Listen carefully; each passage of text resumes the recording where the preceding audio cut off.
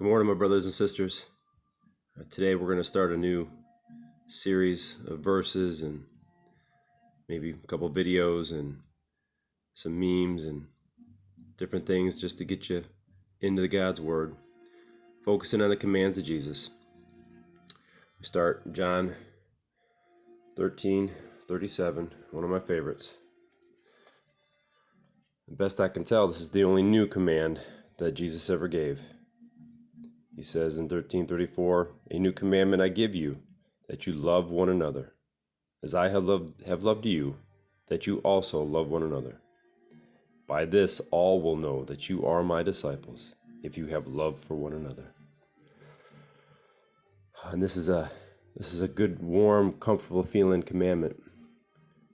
But I'm reminded that it's a covering.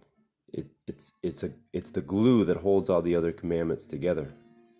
By itself, it doesn't achieve any change or transformation, but it holds together all the other commands that bring the change and transformation, and it gives them the heart that is necessary for change and for salvation, for coming close to God and seeing God's face.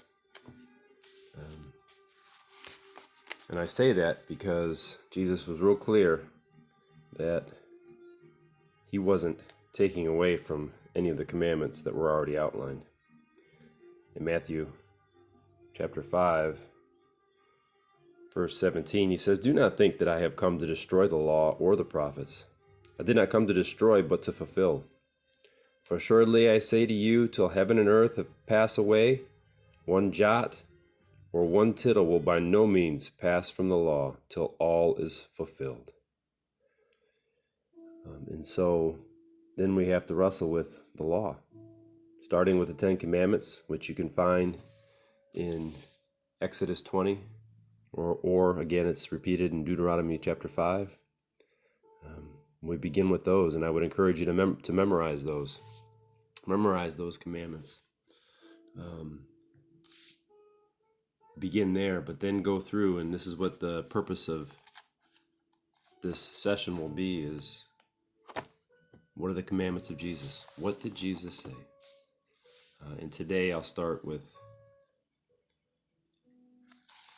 the greatest commandment, which we all know, I'm sure. Here it is in Matthew chapter 23. Starting in verse 37, Jesus said to him, "You shall love the Lord your God with all your heart, with all your soul, and with all your mind." And in Mark, he records with all your strength as well. "This is the first and greatest commandment, and the second is like it: you shall love your neighbor as yourself." And that's where we usually stop.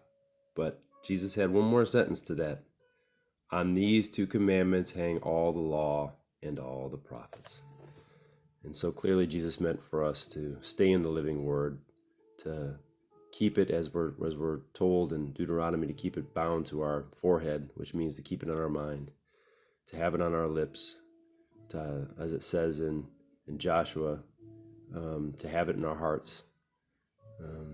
There at the end of Exodus and beginning of Joshua, have it, write this in your hearts, and write it in the hearts of your children, so that they will return to it, right? And that's what I hope that this will do for you. We're going to go through the 4 Gospels and grab out the commandments that Jesus highlighted, those ones that he put the extra emphasis on, that he was a personification for, that he was a heartfelt example of. So I hope this nourishes you.